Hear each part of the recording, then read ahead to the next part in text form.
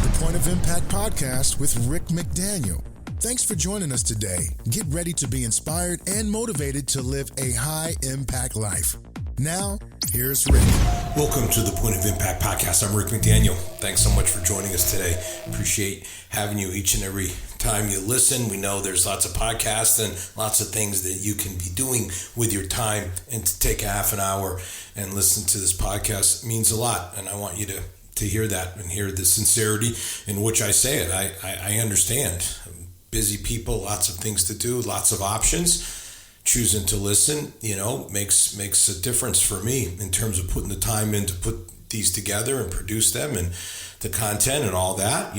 That's my part of it. And then your response by listening, I appreciate that. And again, the whole idea behind this podcast is that it gives me an opportunity to share all kinds of things that I've learned and experienced through the years, all types of content that I have developed over a number of years. And this is an outlet for me to share that with you. And I'm thankful for the podcast medium. It really is for someone who's, spent the majority of my career in public speaking and speaking in large group gatherings. The podcast is just a way to continue to speak and to be able to reach anyone, as opposed to just a particular group of people in a particular geographic setting.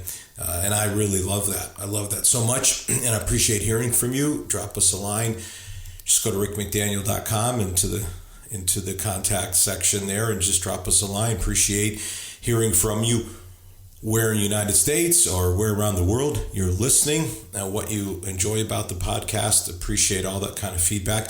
And certainly also appreciate any kinds of reviews and ratings and all those things. All that stuff is very helpful. If this is helping you and you think it could help other people by giving your experience, that would certainly be fantastic.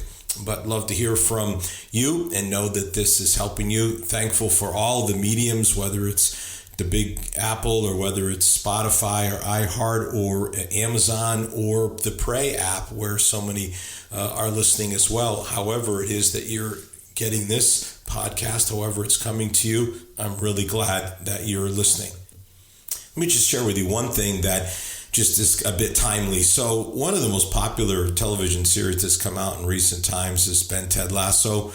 2 seasons on Apple TV, huge hit, and people were waiting for season 3 to come out, and so it just came out on Wednesday night. And I did for the Bible app, the YouVersion Bible app, a plan called Believe. Now, if you watch the show, you know that Ted Lasso puts up in the locker room this big banner with which is yellow with blue, and it says Believe. And the graphic for the Believe plan that I did for the Bible app it's a representation of that, reproduction of exactly that banner that's in the Ted Lasso's locker room of the team that he coaches. And though Ted Lasso's a TV show and it has a storyline, and certainly what I did with the Believe is not a Ted Lasso endorsed plan. At the same time, the theme of Believe and believing is what that plan is all about. And if that's something that could help you, that you need encouragement to have belief and to believe for a good future, a bright future, and whether it's in your personal life, professional life, whether it's financially or your health, whatever it might be, then by all means, go on the Bible app, Bible.com or the Bible app, type in Believe or Rick McDaniel and find that plan and sign up for it. It's 5 days, so it would, if you start on Monday, you'd be done on a Friday, for instance, or you could start whenever you want. It's five. You do one each day, and it's a scripture and then a little devotion that you can reflect on, and so I think it can really help you, and I hope that you'll take advantage of it. And with this new season coming out of Ted Lasso seemed like a perfect time to just say, hey, make sure and the Believe reading plan. I think it will help you immensely. All right. So we've been talking about life's too short. Life's too short, and life is short. And we've talked about several different aspects of life's too short. And basically what we've kind of landed on is that life's too short to not have certain things in your life, and life is too short to have certain things in your life that you don't need. So life's too short to not have passion in your life, and life is too short to have a conflict. Like, let's get rid of the conflict. There's things you don't want in your life, and there's things you do want in your life. And so we've kind of rotated back and forth between those things that you don't want to have regrets in your life. Don't want that. We talked about that. Like, life's too short to have regrets, and it positively, absolutely is too short to have regrets. Here today, I want to focus on life's too short to be bitter. Bitterness is something that you just simply do not want in your life. Life's too short to carry that around. When we're offended or hurt, we can have the response of being bitter. And I'm just telling you, that's not the response. You don't want that stuff in your life. It's just not something you want. There is a scripture in the Bible in the book of Hebrews 12, verse 15, and it says the root of bitterness. Now, I love that because it's really just a powerful metaphor. You know what roots do. They go down and into the ground, and they spread all around. And what happens is that's what bitterness does. It just spreads. It spreads. It gets into your heart and it spreads. And you don't want that. It's a cancer. It will choke out all the love, joy, and happiness that you could have in life. I'm telling you, bitterness is useless. It has no value for you. Now, you may say, hey, listen, Rick, I've experienced betrayal, lies, injustice. I've been abused, mistreated. And I would say years of working with people, I totally understand that. I have sat with people who've experienced all those things and more. And I understand, believe me, it's hit home here just recently in my own family.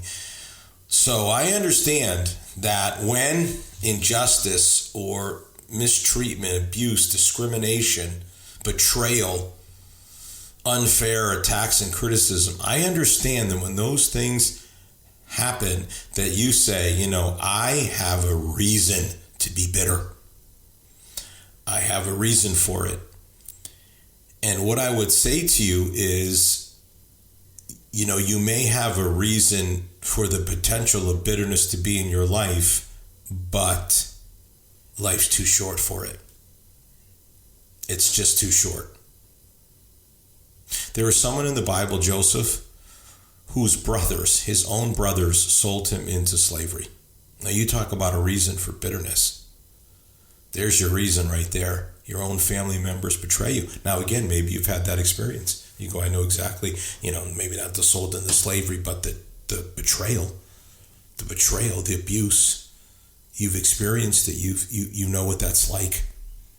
And so you say, I have a reason to be bitter. And again, I'm not denying or downplaying or dismissing in any way, shape, or form what you may have experienced. What I'm saying to you is holding on to that and allowing bitterness and the roots of bitterness to get into your life do you no good. Life's too short to hold on to grudges and to allow bitterness to consume you. And it will consume you. I'm sorry to say, but that's the truth. I think by far the biggest problem with it is that we get consumed by it while the person who wronged us just happily goes on with their life. So in other words, while you're holding on to that bitterness and it is effectively ruining your life, it's not ruining their life. So life's too short for that. So you say, I don't know if I'm bitter. I mean, I've had some hurts, and let me just share some symptoms of bitterness with you and just see if any of these resonate. Excessive complaining. People holding on to bitterness complain excessively because that bitterness causes them to just constantly be dissatisfied.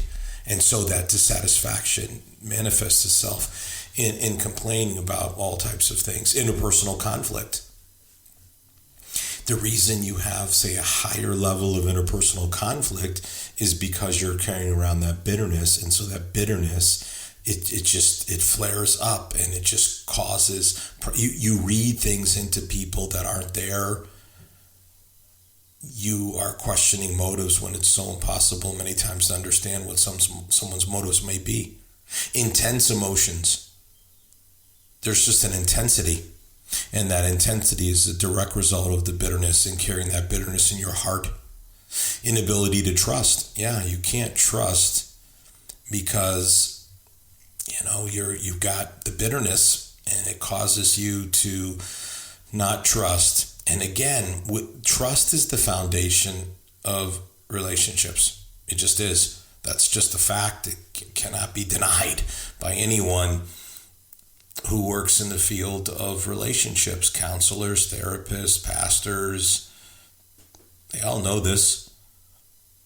So when you can't trust, then how do you have healthy relationships? And life's too short, right? Life's too short to not have healthy relationships. So this bitterness is it's just destructive on so many levels. You just don't want it in your life. It's not good for you. It will not help you. It will not bless you. There's nothing about it that is good for you. It just does not do anything positive for you. Bitterness, really, it hurts you. It doesn't hurt the other person. You could think of it like when you're bitter, that means that the other person really, got you. And if they got the best of you, then they're winning and you're losing. If you want to look at it from, that type of perspective, just don't allow it to be in your life. Life's too short. And the bitterness shows. I mean, it'll manifest itself. It will show itself. Now, you may say, this is all well and good, Rick, but what am I supposed to do then with this bitterness that I have, with these feelings that I have? It's a very valid question. What do you do? So let's just start, because this is where it all begins. And I want to share several principles with you that I've used to help many people to be better, not bitter. And that's really the goal, to be better, not bitter. Life's too short to be bitter, but life's definitely not too short to be better. And it all begins with a choice that you make. And what is that choice? We know what it is, but I'm going to just spell it out: to forgive. That's a choice you make. Bitterness goes away when forgiveness comes in. Now, what does that mean? It means to forgive means that you let go of whatever was done to you. You release others, a person or persons, from the debt of what they've done to you. You make a conscious choice to do that. And only you can do that. Only you can say, what you did is so unfair, it's so unjust, never should have been done. And you can say, you ruined my life, but I hope you would say you tried to ruin my life. You didn't ruin my life, but you tried, but you did not succeed. And you say, I'm not going to hold on to this, because you end up consuming this meal of unforgiveness, and the person that gets consumed is you. I cannot tell you how many people I've talked to through the years, and like the person that's done them wrong, they just go on with their life like no big deal. And yet the other person is stuck. And life's too short to be stuck in this bitterness, in this cycle of anger, resentment, bitterness, anger, resentment, bitterness. And the way you free yourself of it is to choose to forgive. Now, I want to be very clear. Forgiveness does not mean that they are not responsible. It does not mean that at all. It does not mean that you are saying what they did was somehow not wrong. It is wrong. It will always be wrong. That will never change. And it does not mean that somehow you have to be best buddies with them, like, oh, we'll just put this behind us. No. Now, I know what many of you are thinking. I'll forgive when they ask me for forgiveness. That's when I'll forgive, when I get a proper apology. But that's not always going to happen. I mean, sometimes it happens. I've gotten letters. I got a letter from somebody. Well, I've got a number of them over the years, but I'll just think of one, probably 8 or 10 years after the fact. Dear Pastor Rick, I'm sorry, this is what I was going through at the time. This is what I've learned in the meantime. I was wrong, so forth and so on. Okay, great. Great. That's fantastic. But for every one of those that you're waiting to receive, there's more that you'll never receive. Some people are just so clueless. They have no self-awareness. If there's one thing that I just feel like is becoming almost an epidemic, is a lack of self-awareness. It just seems like people just are not seeing things the way that they really are. It's just bizarre to me, because I don't know why they can't see it. It's so obvious, but there's tons of a lack of self-awareness out there. Now, here's another thing about forgiveness, right? Is in order to be forgiven, we have to forgive. One of the most amazing things, that Jesus ever said, and you really need to hear this, because lots of people like to talk about the things Jesus said about love, which is fantastic because he was the prophet of love for sure. But that's not all he talked about, by no means. And one of the things that Jesus said, there's a reason why they call them the hard sayings of Jesus. Like, they're hard to hear, they're hard to accept, they're hard to practice. Okay? Not easy. Here's one of them. If you won't forgive, then you can't be forgiven. In other words, Jesus says, I will not say to the Father, forgive this person, if you yourself will not be willing to forgive another person. So that's pretty stunning, because all of us need forgiveness. So if you needed some kind of greater motivation than just me saying life's too short to be bitter, because bitterness just does you no good and life's too short for it. How about, listen, if you don't forgive, you can't be forgiven. And then that puts you in a very, very, very, very bad spot. So it's a matter of a choice that you make, that you decide, that you choose, that I am going to be someone who is not going to give in to bitterness. I'm just not going to do it. Not going to allow it to happen, because the bitterness will take a toll. Relationships will suffer. Your mental and physical health will suffer. There are those who believe that bitterness can bring diseases into physical diseases can be brought into a person's life by their mental outlook as it relates to bitterness. Marcus Aurelius, got to go way back on that one, Roman times. He said, misfortune nobly born is good fortune. Misfortune nobly born is good fortune. So even if you have an experience that we could put under that large generic term of misfortune, it can be good fortune for you if you nobly bear it, which is to say that you say, I'm not going to become bitter over it. I'm not going to allow it to get inside of me and turn me into somebody that I don't want to be. Because that's the thing about bitterness, we all know these people. We all know them. You ever been around a bitter person and thought, gosh, I'd like to be like that person? Nobody says that. No one says that. We have pity on those sorts of people. It's like, how sad is it that they are so bitter? As people get older, you'll notice, they'll get kind of cantankerous and cranky. And many times it's because they're holding on to things. And then as life goes by and they realize those things aren't going to change, and they realize that there's much less time left for them on this earth, these things build up.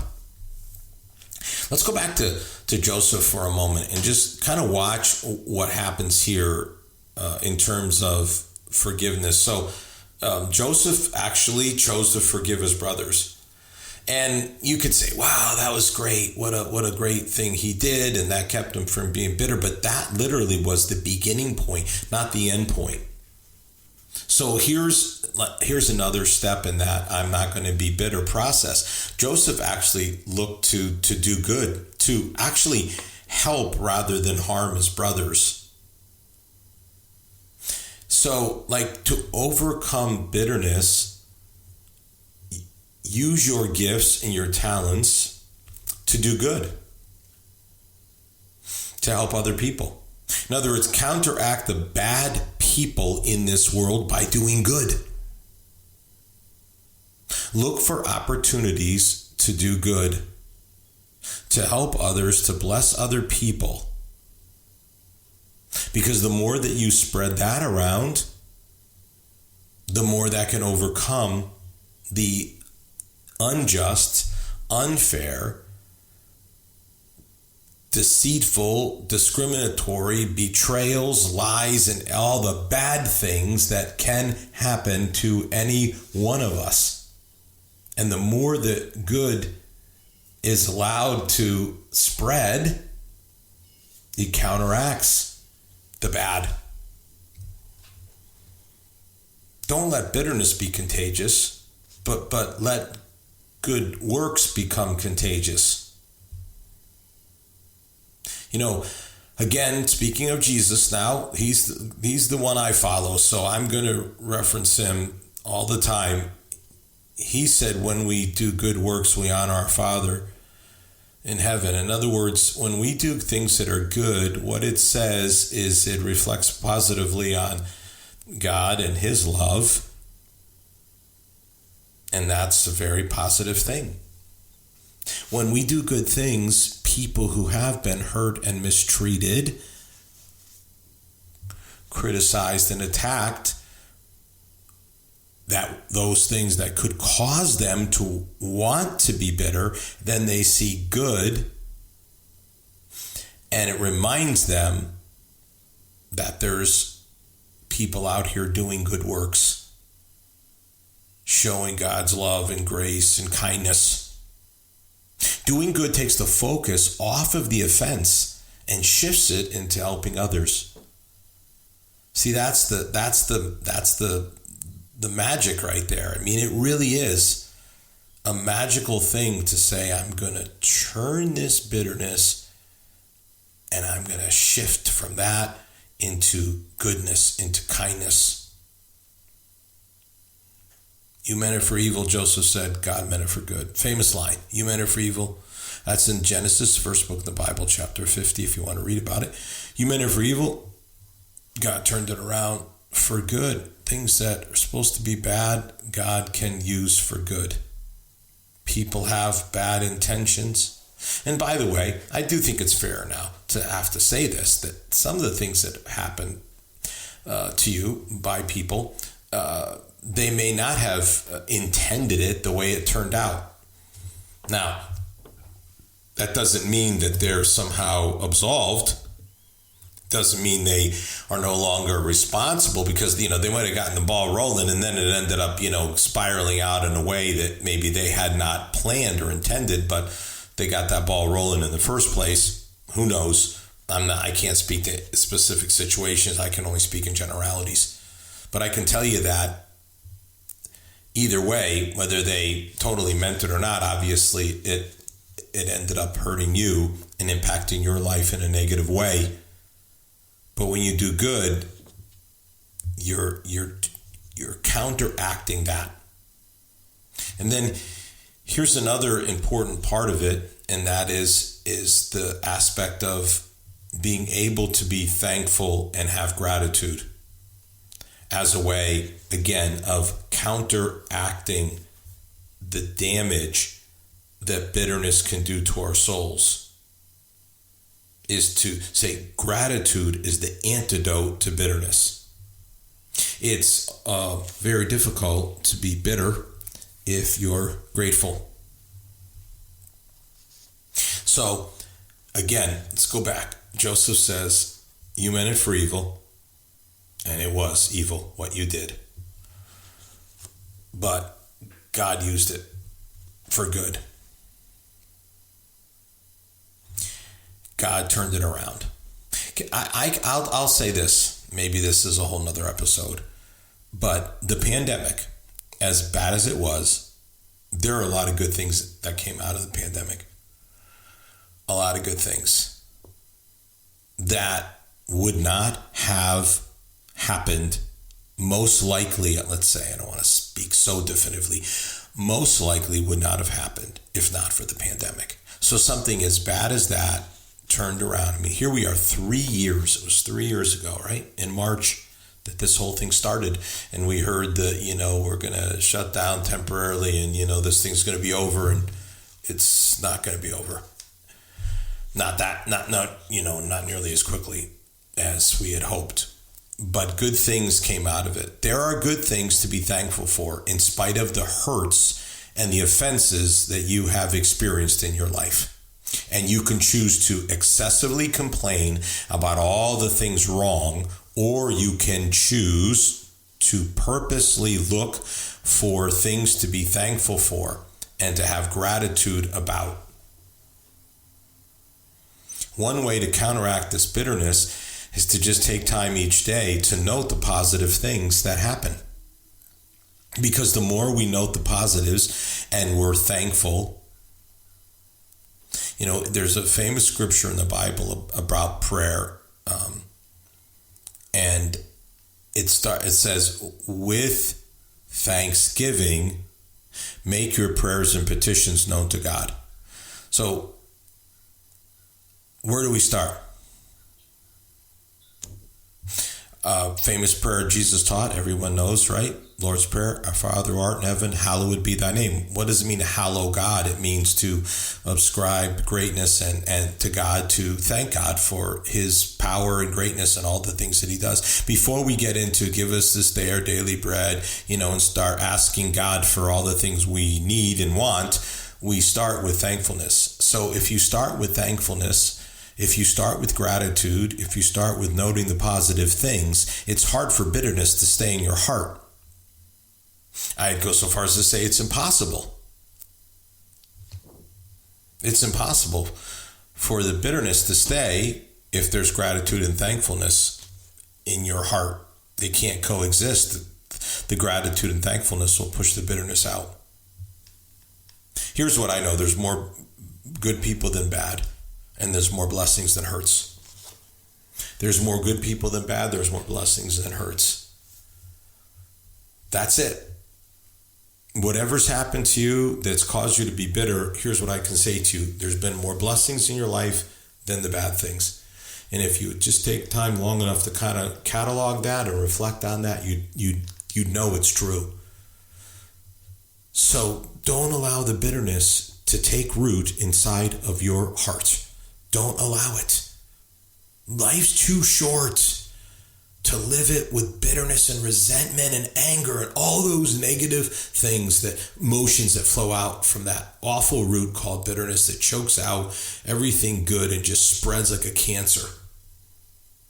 Focus on being thankful, having gratitude, look for the positive things, look for the blessings.